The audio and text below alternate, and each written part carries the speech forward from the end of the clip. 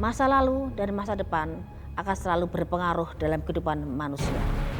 Di dalamnya pasti ada hal yang belum terselesaikan dan terkadang hal itu terjadi di luar nalar manusia.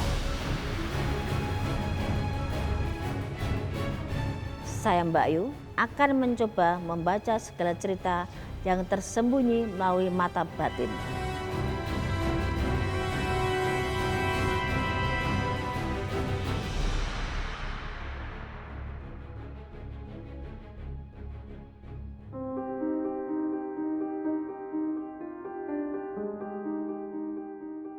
Assalamualaikum semuanya.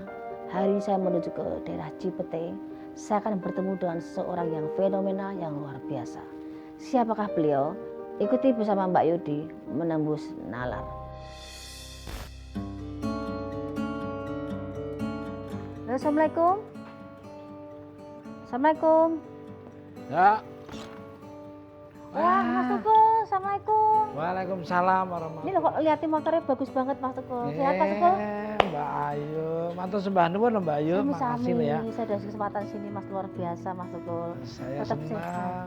kehadiran Mbak Ayu tuh tak saya tunggu-tunggu, udah nggak sabar ingin share and care sama Mbak. Nggih, matur suwun sangat. Dari itu agak tertarik dengan motornya loh Mas, kok saya banget ya Mas Tukul.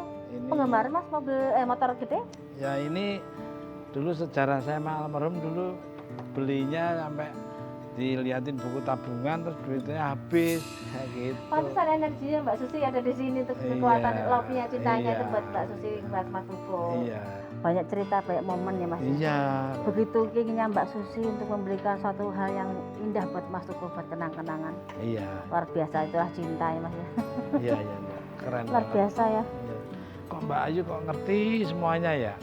Nggak ngerti sih Mas, cuman saya lihat kok ada aura tertentu yang di sini yang memang perjuangan seorang istri untuk mendapatkan kebahagiaan suami seperti apa ada di sini. Iya. Tapi luar biasa Mas ya. Kita lebih bagus kita ngobrol di dalam. Nggih. Pemirsa dimanapun Anda berada dari dunia nyata maupun dunia di seluruh alam semesta yang indah ini. Alhamdulillah hari ini saya kedatangan Mbak Ayu. Saya dengar ya yang Mbak Ayu datang, saya senang sekali. Karena kalau dia menganalis dan mengkaji itu saya suka sekali. Assalamualaikum. Hari ini saya bersama seorang yang sangat luar biasa, sangat fenomenal. Dan saya berangkat dari Bintaro mengarah daerah Cinere. Pasti di luar sana pasti kenal dengan sosok yang luar biasa ini. Monggo Mas, seperti kabaripun Mas Watosipun dos pundi. Sangat senang sekali bisa ketemu sama Mbak Ayu. Sami Mas, sami. Senang statementnya Mbak Ayu, kata-katanya, cara mengulasnya itu logika semua. Matur suwun. Saya juga penggemar Mas Tukul loh. Sama-sama. Yang luar biasa memberi support saya selama ini juga bertemu tuh sangat energi yang luar biasa saya dapat dari Mas Tukul. Namanya senyawa. Chemistry. Lulusan tadi apa Mas? Lulusan apa? UAS. UAS. Universitas Alam Semesta. Di sini mau nerang Mas Tukul pakai ketawa terus karena apa? Banyak hal yang lucuannya itu yang khasnya Mas Tukul itu ada di sembarang tempat tuh di sini tuh nggak bisa terlupakan dari seorang Mas Tukul gitu Mas. Kenal lama saya Mas Tukul tapi luar biasa selama ini. Sama-sama Mbak Ayu. Terima kasih sebelumnya saya udah diberi kelonggaran waktu untuk main ke rumah Mas Tukul. Rumah yang luar biasa, rumah yang membawa berkah rezeki juga buat Mas Tukul dan keluarga. Amin, terima kasih Mbak Ayu. Sederhana ini ya, untuk tidak. Mas ini bukan sederhana lagi Mas, ini luar biasa ini Mas. Ini kristalisasi keringatnya Mas Tukul memang luar biasa. Betul, ini memang benar-benar nyari duitnya kristalisasi keringat. Yang benar-benar from min zero to hero. Dari orang orang bilang dari nol, kalau saya min nol, terus akhirnya bertahap one by one, step by step, pelan-pelan. Alhamdulillah Allah Subhanahu wa Ta'ala mengizinkan bisa gini. Tinggal manajemen cash flow saya, almarhum istri saya itu pinter nyimpen duitnya, tidak sembarangan itu. Alhamdulillah bisa. Energinya bagus sama Mbak Susi. Terus sembah nuwun. Ini kan Mas Tukul, dalam kehidupan perjalanan Mas Tukul itu. Saya Mas Tukul atau beberapa orang di luar negeri, tiap orang punya cerita, punya kehidupan, punya memori. Kan Mas Tukul juga ngendika bahwa jalan hidup Mas Tukul itu nggak gampang. Dan proses sampai sedetik ini. Waduh, Itu sangat luar biasa kan Mas. itu kalau diceritakan melebihi ratapan anak tikus, nggak sembarangan. Itu benar-benar orang meneteskan air mata keluar dari mata ini, dari telinga, dari mulut, dari semua aja. Saking kalau diceritakan kesedihannya orang-orang itu sudah saya alami semua. Nggih. Hal apa Mas dalam seumur hidup Mas Tukul yang paling hinaan, yang paling menyakitkan? Ya sampai sekarang pun masih ada, tapi saya abaikan aja. Artinya menganggap saya itu Tukul tuh apa ya, turunan Menganggap di bawah mata. Tukul turunan kuntilanak. Tukul apa itu? Kul kayak ayam dipanggil. Tapi saya punya cara pandang sendiri Mas Tukul. Mas Tukul berdiri di antara orang-orang ganteng. Tapi Mas Tukul punya khas, punya karisma yang orang lain tidak punya walaupun ganteng sekalipun. Karena Mas Tukul punya detail inner beauty-nya bagus. Terus orang-orang juga ngeliatnya, saya lihat ada satu sub yang memang nggak lazim orang punya. Itu yang sangat energinya luar biasa. Menurut saya loh. That's right. 100% correct. Nggih. Bagus, 100% tepat. Memang benar. Inner beauty itu menjadikan out beauty-nya terpancar. Nggih. Betul, betul. Dari pandangan Mbak Ayu luar biasa. Mas Tukul, Mas Tukul pertama menginjak di Jakarta itu umur berapa? Saya tahun bolak-balik itu 85 datang balik lagi Semarang lagi, datang lagi 86 balik lagi, bolak-balik sampai stay here. Wah, tetap di sini itu 89. Tapi balik Semarang Jakarta terus. Ya karena kan makan tiap hari untuk makannya susah, tempat tinggalnya susah. Terus akhirnya tetap wah kalau hidup susah terus gimana? Punya skill, punya kemampuan, kamu harus merantau ke Jakarta. Karena di sana ujung tombak, tolak ukur Jakarta. Kalau udah bisa ngetop kamu di sana bisa menguasai, konon ceritanya, menguasai dunia. Akhirnya datanglah ke Jakarta dengan modal muka yang pas-pasan, Tapi rezekinya? aroma yang menyengat, udah nggak jelas lah. Alhamdulillah. Ya semua kan prosesnya sampai 17 tahun. 17 tahun baru mengenal di situ. Oh ternyata alhamdulillah nyari duit dengan cara ngelawak, cara menghibur ternyata berkah juga. Karena kesepakatan kedua belah pihak itu. Akhirnya bisa untuk hidup. Nah almarhum itu dulu kan bingung ini kontraknya aja dulu di sini 150 per bulan. Saya penyiar radio SK tahun 85 sampai 2000. 95 sampai 2000 tuh. Jadi gajinya 75. Nah, tomboknya? Main 75. Ya. Nah untuk menutupi itu saya apa aja, kadang nyopir, kadang saya untuk menutupi ya saya kadang pena-peni, pinjem sana pinjem sini dulu. Kan Luar biasa perjuangan Mas Tukul. 150. Kadang-kadang ketakutannya itu kalau yang punya rumah tiba-tiba ada pemikiran yang maaf ini mau rumahnya mau ditempati saudara sendiri, ngusir lagi. Yang digotong cuma apa doang, nggak ada apa. Cuma TV 12 pernah mengalami seperti itu Mas? Ya pernah mengalami semua. Berapa kali sih Mas seperti itu? Sering? Ya, tiap tahun itu selama 17 tahun. 17 tahun untuk merubah itu nggak gampang. Prosesnya nggak gampang. Harus nyopir dulu 4 tahun, terus harus supir-supir yang tembak berapa tahun. Dan orang nggak akan percaya dengan saya. Ya prosesnya perlu waktu panjang. Kadang-kadang pernah dapat acara nggak jadi sudah sering. Ya kayak gitu itu. Tapi nggak apa-apa, butuh proses seperti itu. Orang kalau tanpa proses kan nggak bisa. Nah ini alhamdulillah dapat bisa proses seperti ini, menemukan hal seperti ini ya saya syukuri saja. Nah, terus alhamdulillah Joshua itu dia Obok itu. Berkah itu pelan-pelan. Alhamdulillah dikontrak, dibayar 500, dipotong 100, jadi 400. Luar biasa. Ini hal yang ini belum seberapa cerita Mas Tukul yang diungkapkan, masih ada yang mau disimpan juga di dalam hati. Kan jadi pelawak ada juara, lomba juara, tapi jarang ngetop, jarang terkenal. Orang nggak akan mengenal saya. Masuk di foto-foto itu tak pikir masuk koran, nggak tahu besok beli koran nggak ada gambar saya juga ada. Dia bener akhirnya ya Joshua itu dikenal di Obok-Obok. Tadinya saya remehkan cuma video klip terkenal dari mana, nggak tanya booming terkenal. Nanti kenal terus orang-orang bilang wah miliarder, padahal Joshua yang miliarder, kita akhirnya nebeng aja ngikuti gitu. Alhamdulillah. Tapi ada kendala Mas, saya mau tanya kendala apa Mas Tukul selama hidup di Jakarta yang Mas Tukul rasakan sampai detik ini? Ya itu tadi keberhasilan seseorang itu kadang-kadang Jadi omongan? Iya.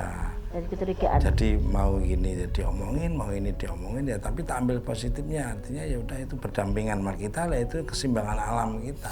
Kalau tanpa hal seperti itu ya kita hidup bukan kehidupan namanya. Sudah tak ambil aja positifnya.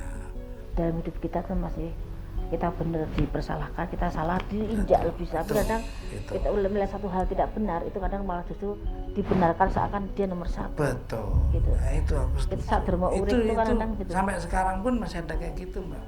Tapi harus yang nangkepnya, yang ngerti lah kayak gini. Kalau nggak ngerti, semuanya. apa yang Mas Tukul yang diomongin apa kayak abu-abu gitu. Padahal itu jelas. Ya. Mau apapun kita tetap salah terus. Ya. Jadi kita nggak pernah dilihat dari positifnya kita. Berhasil diomongin kayak gini, nggak berhasil apalagi. Pernah nggak Mas Tukul tuh nangis? Tapi bukan karena nyun sewu Mbak Susi meninggal, tapi dalam kehidupan Mas Tukul paling sedih Mas Tukul nangis itu dalam apa? Sebetulnya kalau mau menangis tiap hari bisa menangis. Karena memang itu tadi yang diomongin Bayu. Kondisi keadaannya itu yang membuat kita itu analis. Saya kadang-kadang komunikasi sama alam. Saya kadang-kadang di belakang rumah itu kadang-kadang saya sambil kedap-kedip sambil, ya Allah kalau memang nggak kuat, waduh, udah. Kalau nggak kuat kita selesai. Mas Tukul bukan tipe orang yang cengeng sebenarnya, tapi di mana ada fase di mana Mas Tukul sudah tidak mampu menghadapi semuanya ataupun pasrah, Mas Tukul hanya sedih, menangis pun nggak semua orang tahu kesedihan Mas Tukul. Tapi di situ saya melihat Mas Tukul termasuk orang yang kuat menghadapi semuanya dan air matanya tidak terlihat oleh orang lain.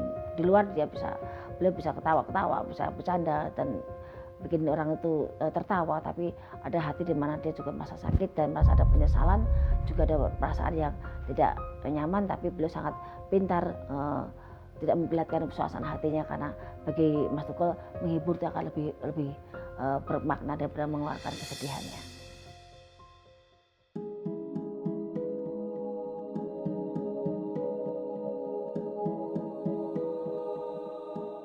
Pertama ketemu Mbak Susi di mana? Temunya itu kan nggak ada orang mau dengan saya, yang mau dengan saya siapa? Itu tadi bau aja mulutnya nggak jelas, aromanya menyengat.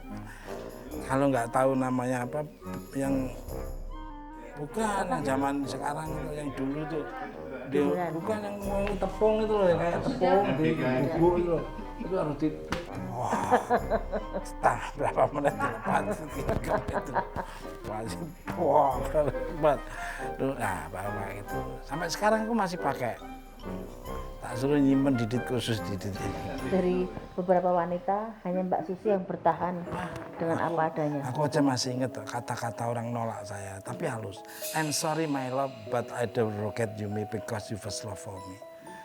Maafkan cintaku, aku tidak akan melupakan kamu. Bahwa kamu cinta pertama bagiku, seneng kan? Iya. Tapi kalau yang pertama tapi bukan yang terakhir, nah, berarti bukan saya. Jika itu pernah ada yang gitu.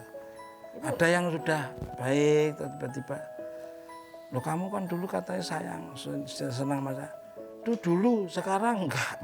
Itu ada. Jadi banyak hinaan juga banyak. Ya, macam-macam. Sudah kalah sebelum perang, udah nggak bisa membaca masa depan saya. Nah, alhamdulillah kenal sama Susi, dia bisa membaca masa depan saya, itu nyaman dan ini alhamdulillah. Bertahan dan luar biasa Mas. Itu Mbak. Kenapa Mas? Ya ingat kayak itu, ingat proses dulu ya, ingat proses dulu almarhum. Kalau makan aja almarhum yang bayarin dulu. Gitu Mas, sampai segitu. Iya. Mbak Susi dulu kerja di mana sebelum? Kasir. Kasir Di salah satu toko di sini loh, dekat Panglima Polim itu. Oh gitu. Di sini kejujuran Mas Tukul punya apa tidaknya kan Mbak Susi mau nerima. Makanya aku sama anak-anak saya kan semua saya perhatiin terus. Aku tenang aja, masih ada ayah bilang gitu. Pas saya lihat di sini ada kesedihan di mana dari barang-barang Mbak Susi, Mas Tukul kok seperti perhiasan, seperti barang-barang kesukaan Mbak Susi yang diberikan Mas Tukul nggak mau nyentuh. Ini kok tahu sih? Nggak tahu Mbak, sampai sekarang. Begitu lama mendadak aku nyentuh aja nggak pernah. Ya, kenapa, Lihat Mas? sertifikat tanah aja saya nggak pernah. tabungan pun nggak mau megang, mau lihat. Enggak pernah. Sampai sekarang uangnya ada di mana-mana, saya nggak tahu kemana. Yang Tas penting koper tuh masih ada, Mas. Gus Nur, ya itu kenangan luar biasa itu berkesan. Ah, ini kalau suruh bawa cepet ya. Ini kalau saya ceritakan pasti waduh. Sama memorinya. Ini ada ininya, betul ya dirusak teman-teman saya itu. Nih. Dibetulin berapa kali sampai aku pernah sama tukang tas, sampai kamu bisa betulin nggak usah lihat bentuknya, tapi berapa tak bayar pernah. Yang penting rapi. Betul. Karena ini ada kenangan yang sangat luar biasa. Wah itu sejarah, karena aku kemana-mana perginya bawa tas-tas biasa kayak tas sekolah yang nggak jelas itu ada sobek dan mana mungkin nggak tega mungkin ya. Tahu-tahu aku di koper itu. Loh ini ada fotonya ada. Wah, ya Allah. Orang yang mau terima susahnya Mas Tukul, Mbak Susi almarhumah itu luar biasa. Nah ini jujur aku dulu kalau syuting off air itu kan di mana aja zaman dulu itu bawa tas-tas kayak anak-anak gitu, terus dia tiba-tiba bawa ini. Tahun berapa nih Mas dibeli? Ya antara 95 Bagus, 96. Mas. Ini nih kenangan keren ini. Perhatian Waktu itu Mbak saya Susi. bawa terus kemana-mana, syuting saya bawa. Saya lihat memang ada koper pemberian Mbak Susi almarhumah yang memang itu Mbak Susi sampai kepengen caranya beli koper itu dengan harga yang zaman sekian tuh memang agak mahal. Dia menjual satu barang dengan mengumpulkan uang juga untuk memberikan koper ke suaminya atau Mas Tukul, biar Mas Tukul tidak kerepotan kewalahan membawa barang-barang yang dibuat keperluan syuting, tapi Mbak Susi sangat perhatian bagaimana Mas Tukul bisa nyaman dalam bekerja. Kenapa Mas ya, walaupun Mbak Suci sudah meninggal sekian lama, tapi kok ada aura-aura khasnya Mbak Suci masih di sini gitu Mas. Tapi Iya, ini almarhum juga setuanya Mas ya. Ini kamarnya almarhum dulu di awalnya nih. Oh, kamar sini Mas. Ya, Sebelah sini. awalnya sini. Ini kompornya almarhum. Dia Penggemar masak Mas ya. masakannya seneng saya. Terenyuh sampai sekarang kalau ingat kebaikan beliau-beliau, kelihatan almarhum itu ya tanpa sepengetahuan kanan kiri saya, aku juga ikut merasakan itu loh.